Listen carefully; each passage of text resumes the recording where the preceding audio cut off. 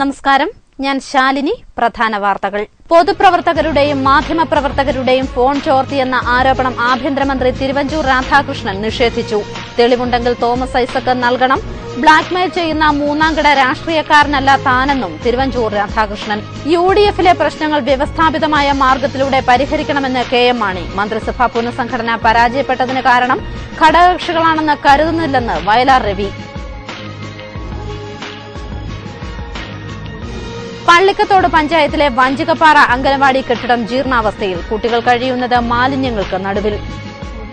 വാർത്തകൾ വിശദമായി. രാഷ്ട്രീയ ലാഭത്തിനായി ആരുടെയും ഫോൺ ചോർത്തിയിട്ടില്ലെന്ന് ആഭ്യന്തരമന്ത്രി തിരുവഞ്ചൂർ രാധാകൃഷ്ണൻ. ഫോൺ ചോർത്തൽ സംബന്ധിച്ച് എന്തെങ്കിലും തെളിവുകളുണ്ടെങ്കിൽ ഹാജരാക്കണം. ബ്ലാക്ക്മെയിൽ ചെയ്യുന്ന മൂന്നാംകിട രാഷ്ട്രീയക്കാരനല്ല താനെന്നും തിരുവഞ്ചൂർ രാധാകൃഷ്ണൻ കോട്ടയത്ത് പറഞ്ഞു.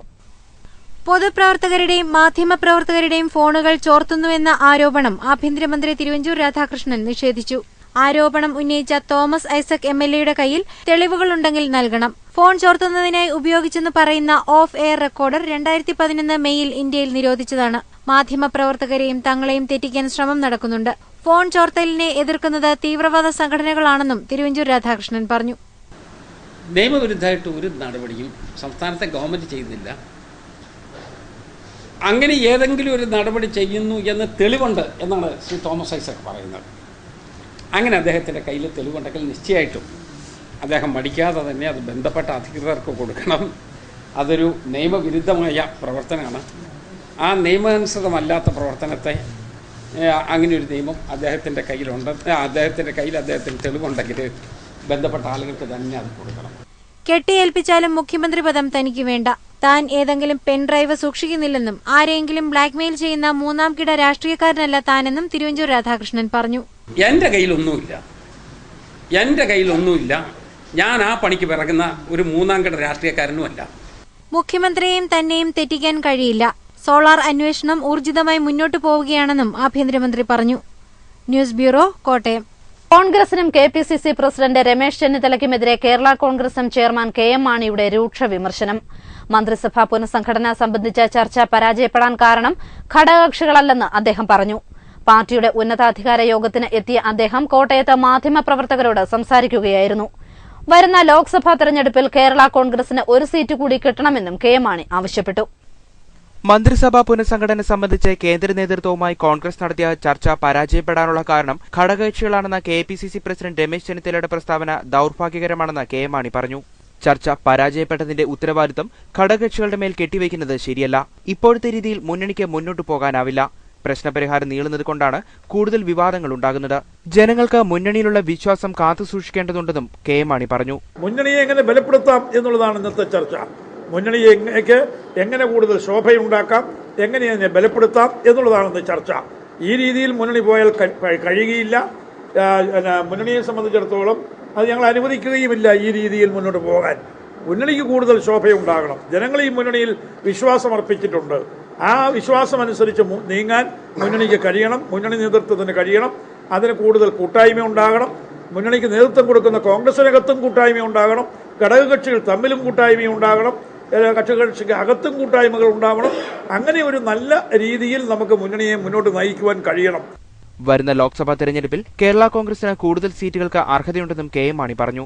ലോക്സഭാ സീറ്റ് കൂടുതൽ കിട്ടണം, യാതൊരു സംശയവുമില്ല. കൂടുതൽ ലോക്സഭാ സീറ്റുകൾക്ക് കേരള കോൺഗ്രസിന് അർഹതയുണ്ട്. കൂടുതൽ ലോക്സഭാ സീറ്റുകൾ ഞങ്ങൾ ചോദിക്കും. Party working chairman P J. Joseph, എംപിമാരായ Joy Abraham, Jose K Mani, chief P C. George എന്നിവരും കെ.എം. മാണിക്കൊപ്പമുണ്ടായിരുന്നു. ന്യൂസ് ബ്യൂറോ, കോട്ടയം. മന്ത്രിസഭാ പുനഃസംഘടന ഘടകകക്ഷികൾ തടസ്സപ്പെടുത്തിയെന്ന അഭിപ്രായം തനിക്കില്ലെന്ന് കേന്ദ്രമന്ത്രി വയലാർ രവി.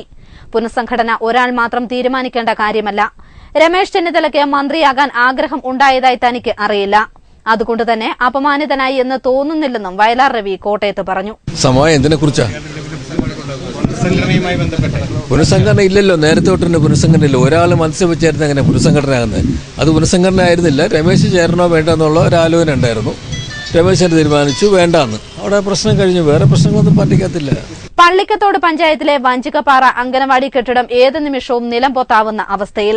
അംഗനവാടിയുടെ വൃത്തിഹീനമായ അവസ്ഥ കൊച്ചുകുട്ടികളുടെ ആരോഗ്യത്തെ സാരമായി ബാധിക്കുമെന്നും ആശങ്കയുണ്ട്. 10 വർഷം പലയിടത്തായി പ്രവർത്തിച്ച ശേഷം പള്ളിക്കത്തോട് പഞ്ചായത്ത് 2ാം വാർഡിലെ വഞ്ചികപ്പാറ അംഗനവാടി ഇപ്പോൾ പ്രവർത്തിക്കുന്നത് ഈ കെട്ടിടത്തിൽ. ദീർഘകാലം വിവിധ വീടുകളുടെ വരാന്തയിലാണ് അംഗനവാടി പ്രവർത്തിച്ചത്. പിന്നീട് വാടക കെട്ടിടത്തിലും. ഈ കെട്ടിടത്തിന്റെ സ്ഥിതിയാവട്ടെ ഏറെ പരിതാപകരവും. പഴക്കം മൂലം ഭിത്തി വിണ്ടുകീറിയ കെട്ടിടം ഏതു നിമിഷവും നിലംപൊത്താവുന്ന അവസ്ഥയിലാണ്. മേൽക്കൂരയുടെ ഷീറ്റും ഓടും തകർന്നു. ജനൽച്ചില്ലുകൾ പൊട്ടി. തികച്ചും വൃത്തിഹീനമായ പരിസരത്തിലാണ് അംഗനവാടിയിൽ കുട്ടികൾ കഴിയുന്നത്. ജില്ലയിൽ ഏറ്റവും വൃത്തിഹീനമായ അന്തരീക്ഷത്തിൽ സ്ഥിതി ചെയ്യുന്ന അംഗനവാടിയാണ് ഇതെന്ന് പ്രദേശവാസികൾ പറയുന്നു. പാചകത്തിന്റെ അവശിഷ്ടവും മലിനജലവും ജനലിലൂടെയാണ് പുറത്തേക്ക് തള്ളുന്നത്. കക്കൂസും പരിസരവും അങ്ങേയറ്റം വൃത്തിഹീനം. കാട് നിറഞ്ഞ ചുറ്റുവട്ടം കൊതുകിന്റെ കേന്ദ്രം. അടുക്കളയുടെ സ്ഥിതിയും വ്യത്യസ്തമല്ല. ക്യാമറയുടെ മുന്നിൽ കഥകടച്ചാണ് അംഗനവാടി ജീവനക്കാർ പ്രതിഷേധിച്ചത്. ഇവിടം കേന്ദ്രീകരിച്ച് നടക്കുന്ന ആരോഗ്യ ബോധവൽക്കരണ പരിപാടികൾ എത്രത്തോളം ഫലപ്രദമാകുമെന്ന ആശങ്കയിലാണ് പ്രദേശവാസികൾ. ആ നഴ്സറിയുടെ ഒരു അവസ്ഥയെന്ന് പറഞ്ഞാൽ വളരെ മോശമായ രീതിയിലാണ് അവസ്ഥ. എപ്പോൾ വേണേലും അതിൻ്റെ മേൽക്കൂര ഇടിഞ്ഞ് ആ പാവം പിരിച്ചു കുഞ്ഞുങ്ങളുടെ തലയിലേക്ക് വീഴാവുന്ന രീതിയിലാണ് ഇരിക്കുന്നത്. പിന്നെയുള്ളത് അവിടുത്തെ ചുറ്റുപാടും പരിസരങ്ങളൊക്കെ വളരെ വൃത്തികേടായാണ് കിടക്കുന്നത്. അവിടുത്തെ പിള്ളേർക്ക് ആഹാരം വെച്ച് കൊടുക്കുന്നതും അതുപോലെ വെള്ളം കൊടുക്കുന്നതും ഒക്കെ വൃത്തികേടായ രീതിയിലാണ് ചെയ്തുകൊണ്ടിരിക്കുന്നത്.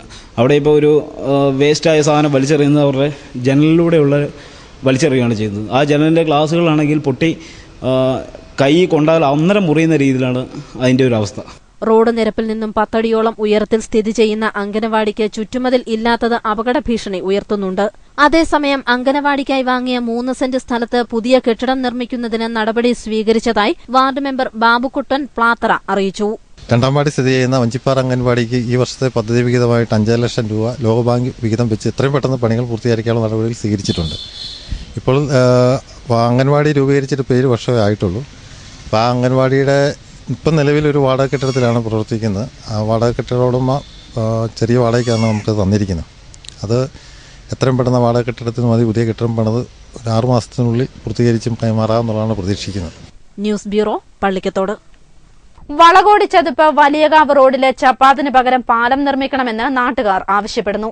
പാലം പണിക്കായി 2 തവണ പണം അനുവദിച്ചിരുന്നു. എന്നാൽ പണി തുടങ്ങാനായില്ല. പൊന്തമ്പുഴ വനത്തിലൂടെ റാന്നി വലിയകാവിലേക്ക് പോകുന്ന പൊതുമരാമത്ത് പാതയിൽ 60 വർഷം മുമ്പാണ് വലിയ തോടിനു കുറുകെ ചപ്പാത്ത് നിർമ്മിച്ചത്.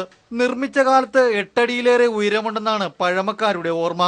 എന്നാൽ പിന്നീട് മണൽ നിറഞ്ഞ ചപ്പാത്തിന്റെ ഉയരം 4 അടി മാത്രമായി ചുരുങ്ങി. മഴക്കാലത്ത് തോട്ടിൽ വെള്ളം നിറയുന്നതോടെ ചപ്പാത്ത് മുങ്ങുന്നതും പതിവാണ്. ചപ്പാത്തിൽ വെള്ളം നിറയുന്നത് വളകോടി ചതുപ്പ് മേഖലയിലെ 70ഓളം കുടുംബങ്ങൾക്കാണ് തിരിച്ചടിയാവുന്നത്. ഈ മേഖലയിലെ കുട്ടികൾ സ്കൂളിലേക്ക് പോകുന്നത് പതിവായി ഈ ചപ്പാത്തു കടന്നാണ്. ചപ്പാത്തിൽ വെള്ളം നിറയുന്നതോടെ രക്ഷിതാക്കളുടെ സഹായമില്ലാതെ കുട്ടികൾക്ക് മറുകര കടക്കാനുമാവില്ല. നാട്ടുകാരുടെ പരാതിയെ തുടർന്ന് റാന്നി MLA രാജു എബ്രഹാം പുതിയ പാലം നിർമ്മിക്കുന്നതിനായി നടപടികൾ ആരംഭിച്ചിരുന്നു. 2 തവണ പണം അനുവദിച്ചിട്ടും പൊതുമരാമത്ത് വകുപ്പിന്റെ നിസ്സംഗത മൂലം നിർമ്മാണം നടന്നില്ല. എസ്റ്റിമേറ്റ് എടുക്കുന്നതിനോ ടെൻഡർ വിളിക്കുന്നതിനോ അധികൃതർ തയ്യാറായില്ല. മഴ രൂക്ഷമായതോടെ ചപ്പാത്തിൽ കോൺക്രീറ്റ് പൊട്ടിപ്പൊളിഞ്ഞ് വലിയ കുഴികളും രൂപപ്പെട്ടിട്ടുണ്ട്. ഇത് ഇരുചക്രവാഹന യാത്രക്കാർക്കാണ് ഏറെ അപകട ഭീഷണി ഉയർത്തുന്നത്. പൊന്തമ്പുഴ നിന്നും റാന്നിയിലേക്ക് കുറഞ്ഞ ദൂരത്തിലെത്താവുന്ന ഈ വനപാത അവഗണിക്കുന്നതിനെതിരെ നാട്ടുകാർ പ്രക്ഷോഭത്തിനൊരുങ്ങുകയാണ്. News bureau, Manimala. ശനിയാഴ്ച രാവിലെ ഉണ്ടായ കാറ്റിലും മഴയിലും ചിറക്കടവ് കത്തിലാങ്കൽ പടിക്കൽ മരം വീണ് വീട് തകർന്നു. തണ്ണിപ്പാറ ഷാജിയുടെ വീടാണ് തകർന്നത്. ശനിയാഴ്ച രാവിലെ ഉണ്ടായ ശക്തമായ കാറ്റിലും മഴയിലും ചിറക്കടവ് കത്തിലാങ്കൽപ്പടി മേഖലയിൽ വ്യാപക നാശനഷ്ടം. കത്തിലാങ്കൽപ്പടി തണ്ണിപ്പാറ ഷാജിയുടെ വീടിന് മുകളിലേക്ക് സമീപത്തെ പുരയിടത്തിലെ തേക്ക് വീണ് കനത്ത നാശം സംഭവിച്ചു. വീടിന്റെ 2 മുറികളും കുളിമുറിയും പൂർണ്ണമായി തകർന്നു. വീടിന്റെ ഷീറ്റുകൾ മുഴുവനും പൊട്ടിത്തകർന്നു. ഭിത്തികൾക്കും വിള്ളലുണ്ടായി. സംഭവം നടക്കുന്ന സമയം ഷാജിയുടെ മകൾ മാത്രമേ വീട്ടിലുണ്ടായിരുന്നുള്ളൂ. ശബ്ദം കേട്ട് പുറത്തേക്ക് ഓടിയതിനാൽ അപകടം സംഭവിച്ചില്ലെന്ന് ഷാജിയുടെ ഭാര്യ സരസമ്മ പറഞ്ഞു. ഞാനിവിടെ ഇല്ലായിരുന്നു. ഞാൻ ചെറിയൊരു ജോലിക്ക് പോകുന്നുണ്ട്. ജോലിക്ക് പോയേക്കുമായിരുന്നു. എൻ്റെ മോള് മാത്രമേ ഇവിടെ ഉണ്ടായിരുന്നു. ഒരു ഒച്ച കേട്ടുകൊണ്ട് കൊച്ച് ഇങ്ങനെ നോക്കിയപ്പം ഭയങ്കര കാറ്റ് വന്നു. ഇറങ്ങി അപ്പുറത്തെ വീട്ടിലോട്ട് ഓടിപ്പോയി. ശകലം കഴിഞ്ഞപ്പോഴത്തേക്ക് ഇത് മുഴുവനും വീണടിച്ച് കിടക്കുന്നതാണ് കണ്ടത്. മരം വീണ് സമീപത്തെ വൈദ്യുതി പോസ്റ്റ് ഒടിഞ്ഞു വീണ് വൈദ്യുതി ലൈൻ വീടിന് മുകളിൽ പതിച്ചു. സമീപത്തെ 3 വീടുകളിലേക്കുള്ള വൈദ്യുതി ലൈൻ പോകുന്നത് ഷാജിയുടെ വീടിന് മുകളിൽ കൂടിയാണ്. വീടിന് മുകളിൽ കൂടി വലിച്ചിരിക്കുന്ന ലൈൻ മാറ്റി നൽകാൻ വൈദ്യുതി ബോർഡ് തയ്യാറാകണമെന്ന് സമീപവാസികൾ ആവശ്യപ്പെട്ടു. ഇന്നലെ അപകടം ഉണ്ടായപ്പോൾ ഈ പോസ്റ്റിൽ പോയിരിക്കുന്ന 3 ലൈനിൽ ഒരു പൊട്ടി വീണത് ഇവരുടെ വീടിൻ്റെ മുകളിലേക്കാണ് വീണത്. അതിൻ്റെ മറുവശത്തേക്ക് പോസ്റ്റ് മാറ്റി ഇലക്ട്രിസിറ്റിയുടെ ഭാഗത്ത് നിന്ന് നടപടികൾ സ്വീകരിക്കണമെന്ന് ശ്രദ്ധിക്കുന്നു. News bureau Ponkunnam.